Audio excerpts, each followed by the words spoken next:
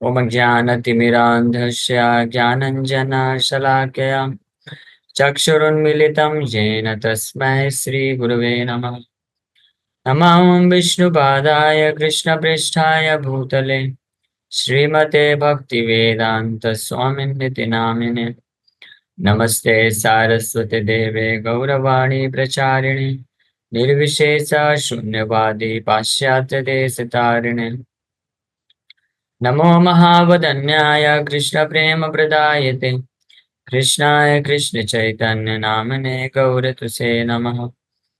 जय श्री कृष्ण चैतन्य प्रभु नित्यानंद श्री अद्वैत गदाधर श्रीवासादि गौर भक्त वृंद।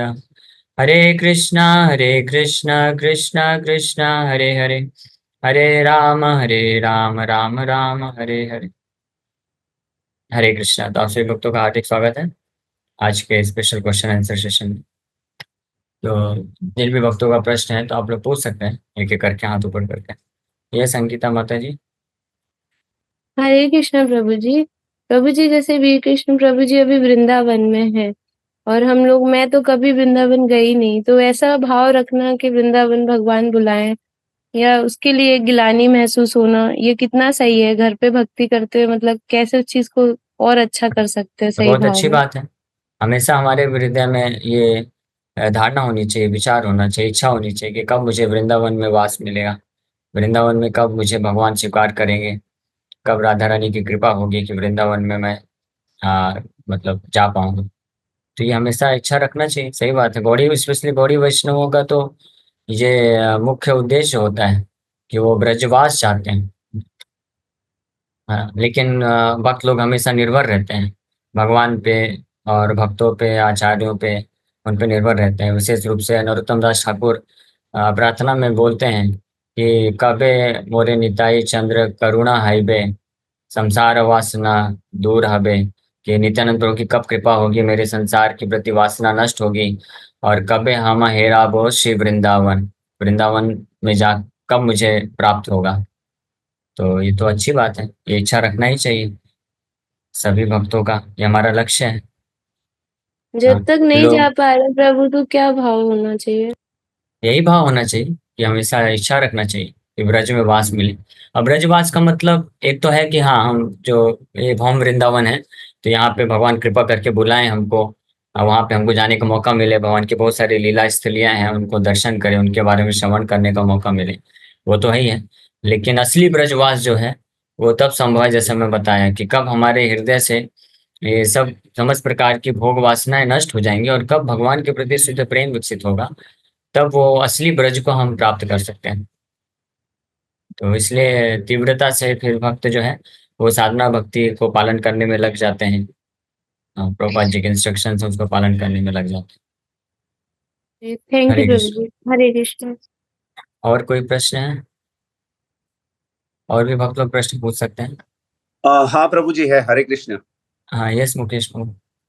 प्रभु जी, एक सिंपल क्वेश्चन ये था कि जैसे गुरु होता है वो मतलब ईश्वर तक हमको मतलब वो मिलाने के वो साधन है। गुरु गुरु ही हमको ईश्वर तक मिलाता है, लेकिन हम कैसे अपने जीवन में तय करें कि, क्योंकि बहुत सारे मतलब धर्म के अलग अलग पंथ है, अलग अलग गुरु है, तो मतलब हमारे मन में शुद्ध भाव है तो हमको गुरु ऐसे ही मतलब कुदरती मतलब ऑटोमेटिकली भगवान ही मिला देता है कि हमको चूज करना पड़ता है, मतलब कौन यस, सी जिम्मेदारी ये होनी चाहिए? भगवान एक्चुअली हम लोग चूज नहीं कर सकते हैं। हाँ। भगवान ही कृपा करके हमारे जीवन में ऐसे प्रमाणिक गुरु को भेजते हैं हमारी इच्छा अनुसार।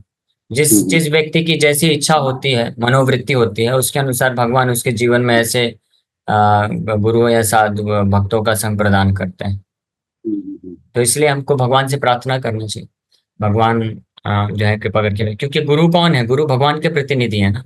और यस। हमको अगर हृदय में भगवान को प्राप्त करने की इच्छा है तो भगवान जानते हैं कि इसको इस तरीके से मैं ला सकता हूँ, तो अपने उस प्रकार के योग्य प्रतिनिधि को भेज देते हैं भगवान।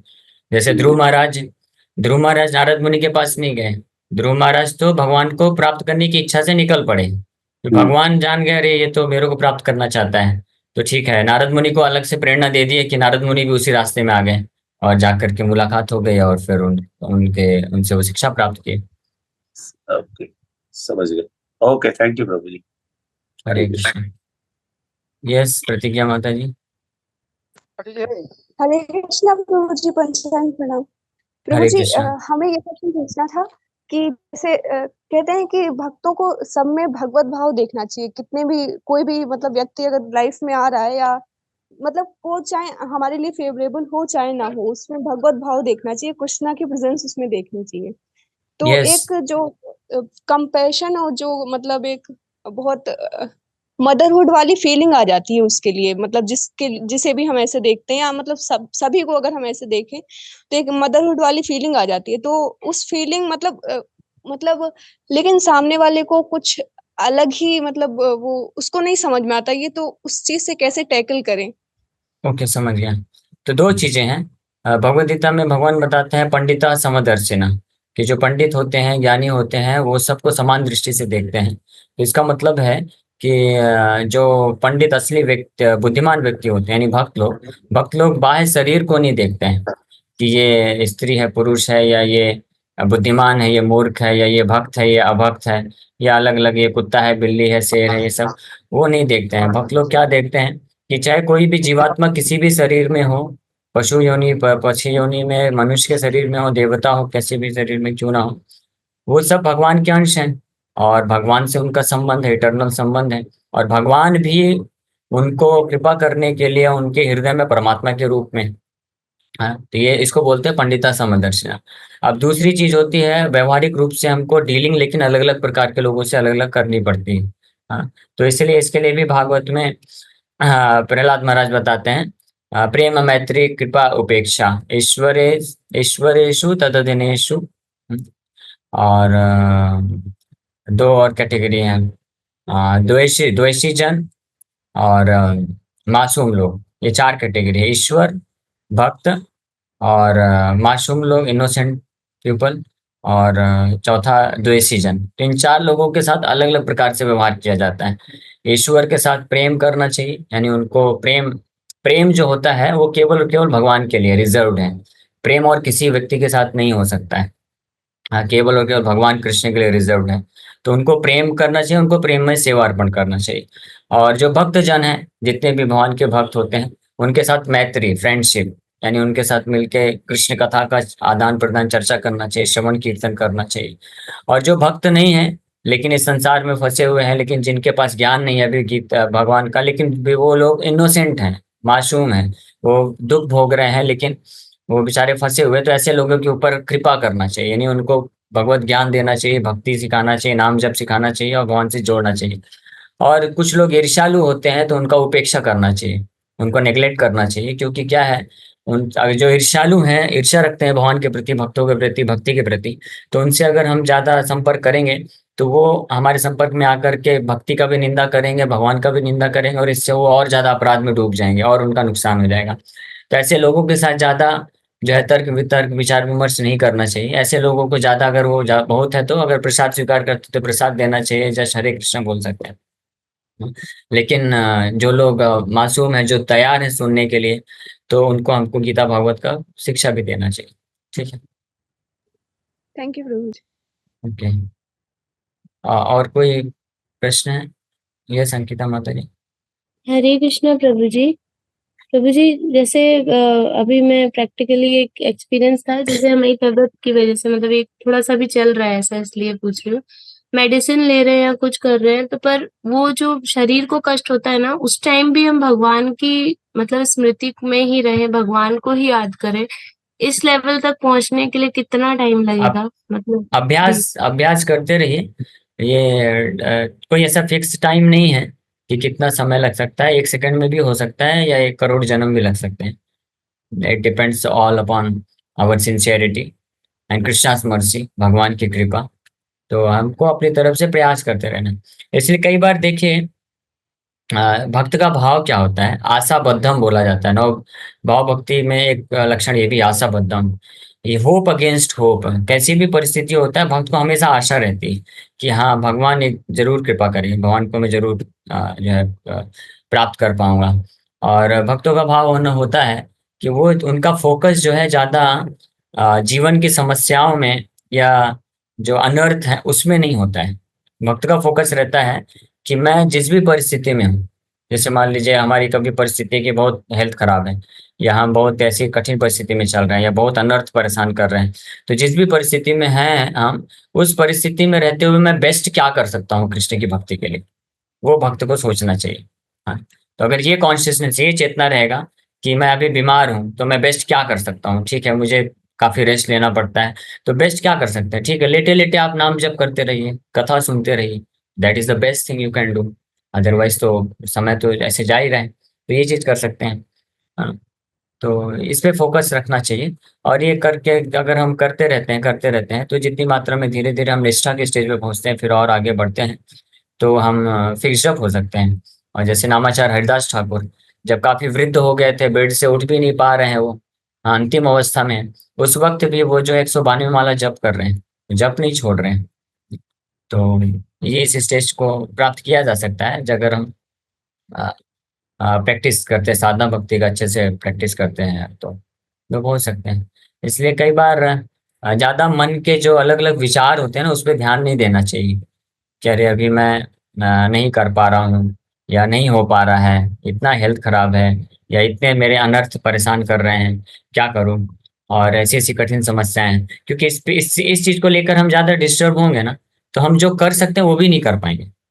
मटेरियली भी, भौतिक रूप से भी अगर कोई सफल होना चाहता है ना, जैसे स्टूडेंट्स होते हैं पढ़ाई करते हैं, तो उनके लिए भी ये इक्वली एप्लीकेबल है। अगर कोई कोई तैयारी कर रहा है, एग्जाम में अच्छा नहीं कर पाया, तो ठीक है उसके बारे में ज्यादा टेंशन मत लो, अभी आप क्या कर सकते हो उसके बारे में सोचो। तो ऐसे भक्तों को भी हमेशा आशाबद्ध, होप अगेंस्ट होप, कि मेरे लिए अभी बेस्ट क्या है, मैं क्या कर सकता हूँ इस परिस्थिति में।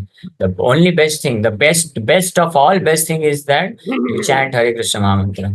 अगर आप किसी भी परिस्थिति में भगवान के नाम का जप कर पा रहे हैं, तो इसका मतलब आप जो है सही रास्ते पे हैं। और अगर कोई भी कठिन परिस्थिति या कुछ भी आता है और आपका नाम जप नहीं हो पा रहा है, तो वो वास्तव में जो है सही नहीं है। तो हमारा प्रयास होना चाहिए कि हम प्रयास करते रहें। ठीक है, थैंक यू प्रभु, ओके, दंडवत प्रणाम। हरे कृष्ण। हरे कृष्ण प्रभु जी।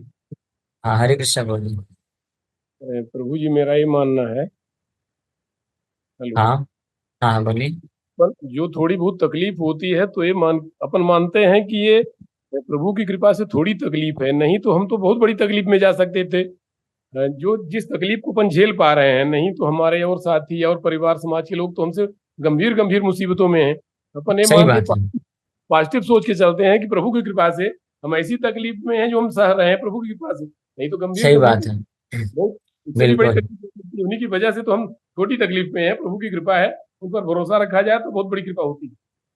हाँ, ये सही बात है, सत्य बात है कि हम भक्ति में, जो भक्त लोग भक्ति में लगते हैं और पाप कर्मों को छोड़ देते हैं, तो भगवान की कृपा से उनके पूर्व जन्मों के अनुसार निर्धारित जो दुख भी भोगने होते हैं ना, वो भी बहुत कम हो जाते हैं। ये प्रैक्टिकल एक्सपीरियंस है कई भक्तों का।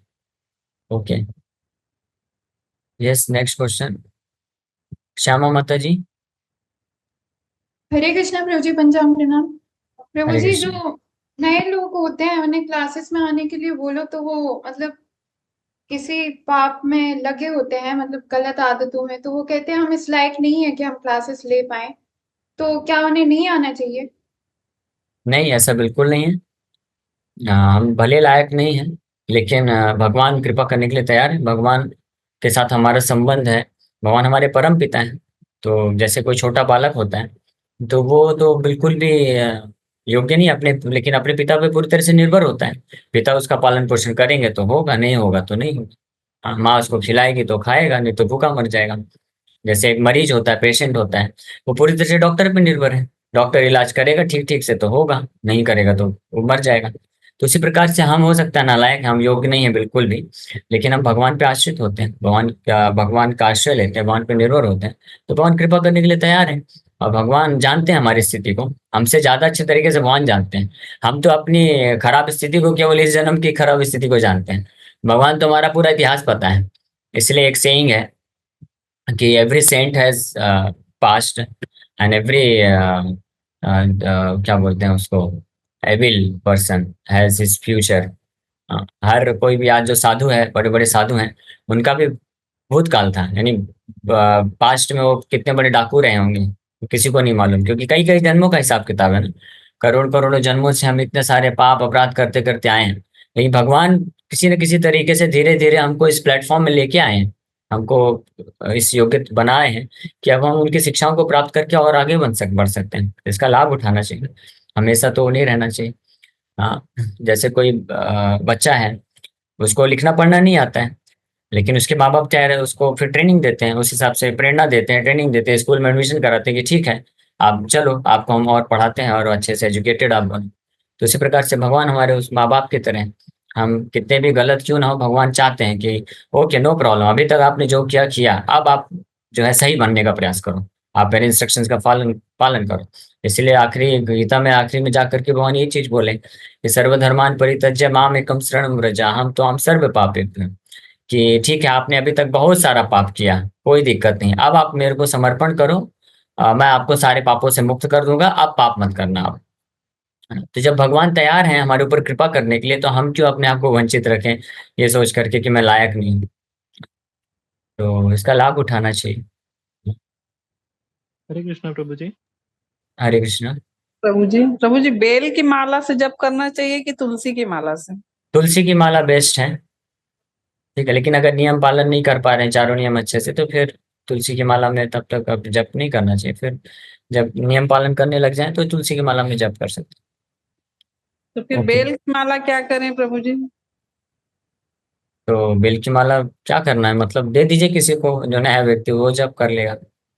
अच्छा, दे सकते हैं किसी को दूसरे को जप करने के लिए? अच्छा, हाँ दे सकते हैं, किसी नए व्यक्ति को आप सिखाना चाहते हैं, प्रेरणा देना चाहते हैं नाम जप करने के लिए, तो उनको जप करने के लिए दे दीजिए। अगर आप अच्छे से नियम पालन कर रहे हैं तो आप तुलसी का माला लेकर के उसमें जप करिए। हरे कृष्ण। हरे कृष्णा प्रभु जी। प्रभु जी, दो महत्वपूर्ण बहुत प्रश्न है, फिर क्वेश्चन लीजिएगा, फिर टाइम होने वाला है।